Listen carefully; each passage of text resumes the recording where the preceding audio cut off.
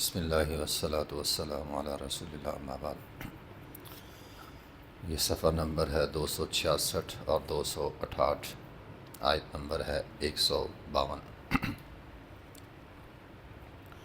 اعوذ باللہ من الشیطان الرجیم، بسم اللہ الرحمن الرحیم۔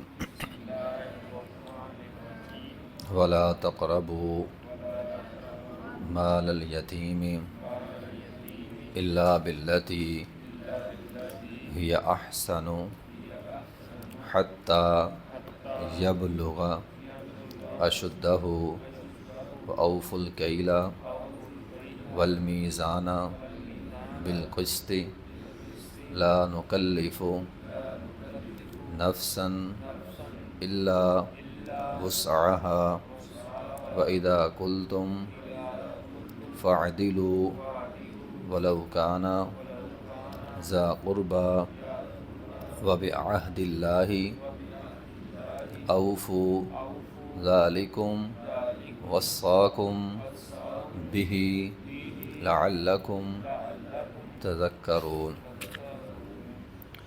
ولا تقربوا، اور نہ تم قریب جاؤ، مال الیتیم، یتیم کے مال کے، الا باللتی احسن، ہاں مگر کسی اچھے طریقے کے ساتھ، حتیٰ یبلغ اشدہ، حتیٰ کہ وہ سمجھدار ہو جائیں، واوفوا الکیل والمیزان، ماپ کو پورا کرو، کیل کو بھی، میزان کو بھی، یعنی تول کو بھی اور ترازو کو، ماپ کو بھی اور ترازو کو بھی، بالقسط، انصاف کے ساتھ۔ لا نکلف نفسا الا وسعها، اللہ تعالیٰ کسی جان پر اس کی طاقت سے بڑھ کر تکلیف نہیں ڈالتا، اسے مکلف نہیں بناتا۔ وَإِذَا قُلْتُمْ فَاعْدِلُوا، اور جب تم بات کرو سچ کے ساتھ کہو، عدل کے ساتھ بات کرو۔ وَلَوْ كَانَ ذَا قُرْبَىٰ، اگرچہ وہ تمہارا قریبی رشتہ دار ہی کیوں نہ ہو۔ وَبِعَهْدِ اللَّهِ أَوْفُوا، اللہ کے ساتھ کیا ہوا عہد پورا کرو۔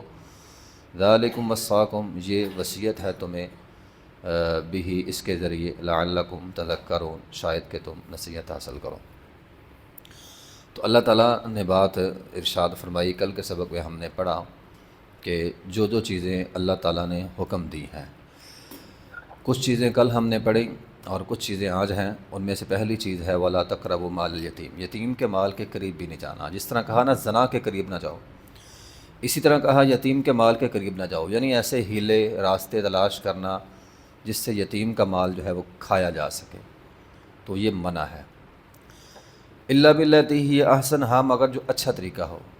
اچھا طریقے سے مراد یہ ہے کہ ایسا طریقہ اختیار کیا جا سکتا ہے جس سے آپ یتیم کا مال استعمال تو کر رہے ہیں لیکن مال بڑھانے کی غرض سے یا مال کی حفاظت کی غرض سے۔ بعض اوقات کچھ چیزیں ایسی ہوتی ہیں، بچہ چھوٹا، اس کا والد فوت ہو گیا، اب اس کی چیزوں میں سے بعض چیزیں ایسی ہوں گی جو بڑی خراب ہو جائیں گی۔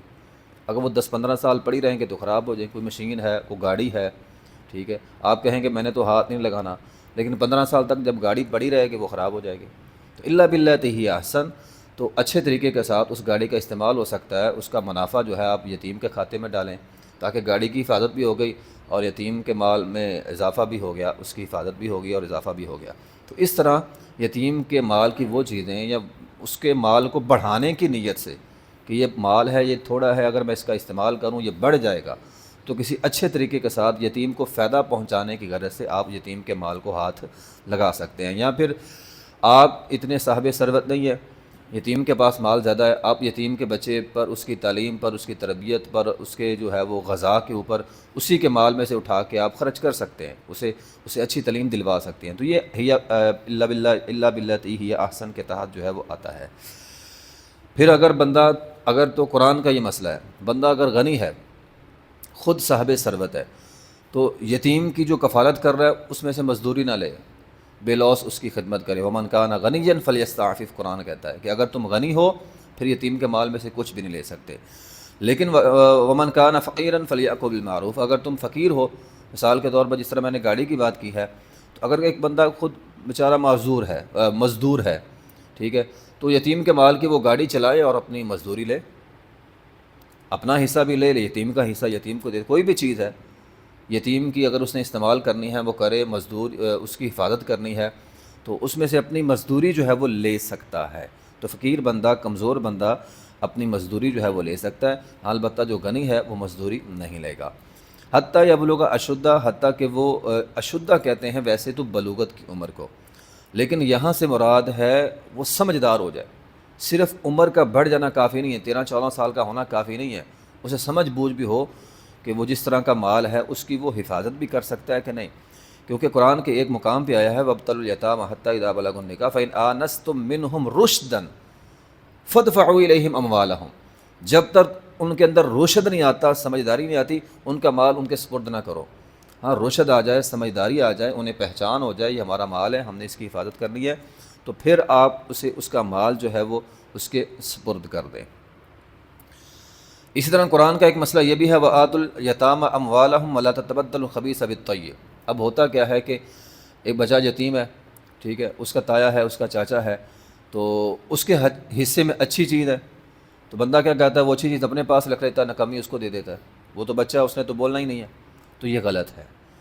یتیم کے کسی بھی مال کی اچھی چیز اپنے پاس رکھنا اور اس کے متبادل اسے نکمی چیز دینا یہ جو ہے وہ منع ہے۔ نبی علیہ الصلوۃ والسلام کی ایک حدیث ہے، آپ علیہ الصلوۃ والسلام نے فرمایا میری امت کے دو کمزور طبقے ہیں، ان کے بارے میں تمہیں خصوصاً تاکید کرتا ہوں ان کے ساتھ ظلم نہ کرنا، ایک عورت اور ایک یتیم کا بچہ۔ اور ہمارے معاشرے میں دیکھیں انہی دونوں پر زیادہ ظلم ہوتا ہے، خاص طور پہ مال کے حوالے سے۔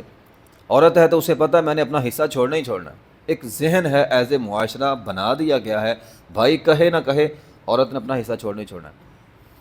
اس طرح یتیم ہے، کوئی کہے نہ کہے یتیم کے مال میں سے لوگ کھا ہی لیتے ہیں، تو یہ دونوں نبی علیہ الصلوۃ والسلام نے فرمایا خصوصاً تاکید کی تھی، ہمارے معاشرے نے انہی دونوں پر زیادہ جو ہے وہ زیادتی کی ہے۔ تو بہرحال جو یتیم کا مال کھاتا ہے انما یأکلون فی بطونہم نارا، اپنے پیٹ کے اندر جو ہے وہ آگ بھرتا ہے۔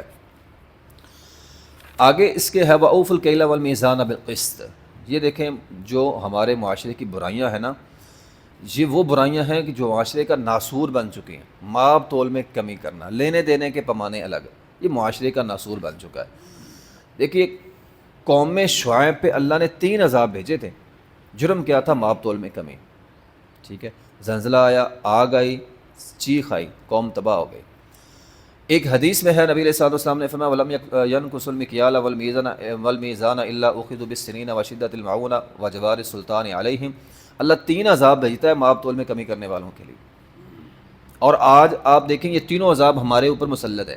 ایک قحط سالی، پیداوار کا صحیح نہ ہونا، یہ ہمارا عذاب ہے اللہ تعالیٰ کی طرف سے، یا تو بارشیں ہوتی نہیں یا بعض اوقات بہت زیادہ ہو جاتی ہیں، فصل ٹھیک نہیں ہوتی۔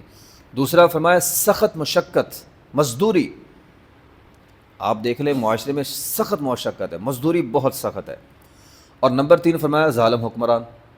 ہم یہ تو کہتے ہیں ظالم حکمران کھا گئے، لٹ گئے، مار گئے، یہ کر گئے، وہ کر گئے، لیکن یہ مسلط کیوں ہوئے؟ حدیث کیا کہتی ہے؟ کیا ہم ماب تول میں کمی کرنے سے ایز اے معاشرہ باز آئیں؟ آپ مجھے معاشرے میں کوئی چیز اچھی لے کر دکھائیں، کسی گوشت والے سے، کسی پھل والے سے، یا کسی بھی آدمی سے، آپ ایک نمبر چیز نہیں لے سکتے۔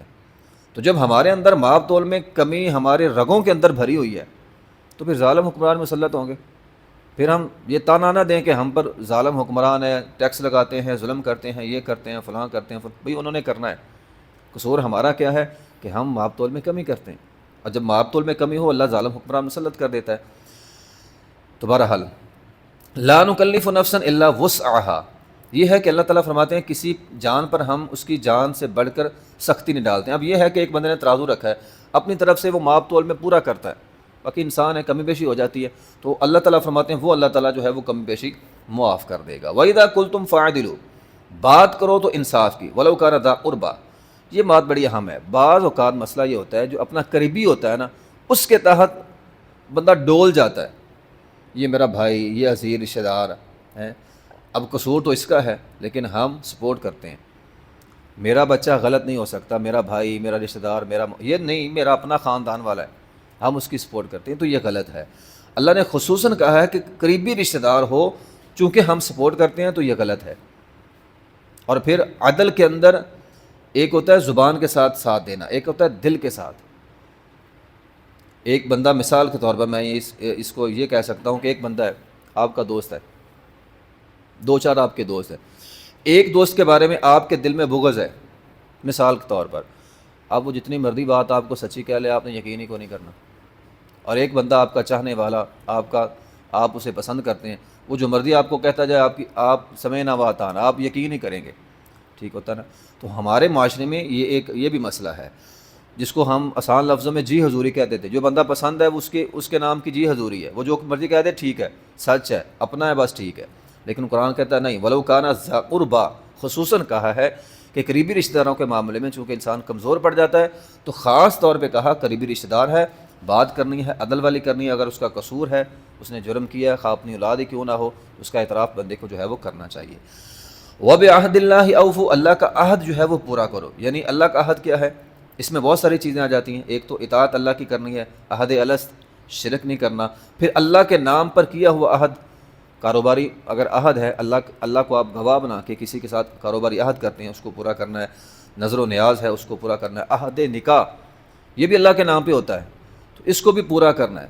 تو اب عہد اللہ اوفو، اللہ کے ساتھ جو کیا ہوا عہد ہے اس کو جو ہے وہ تم نے پورا کرنا ہے۔ ذالکم وصاکم بہ لعلکم تذکرون، یہ ہے 10 چیزیں جن کی اللہ تعالیٰ تمہیں وصیت کرتا ہے تاکہ تم جو ہے وہ سیدھے راستے پر آ جاؤ۔ تو ہمیں ان چیزوں کا خیال رکھنا چاہیے۔ وآخر دعوانا الحمدللہ رب العالمین۔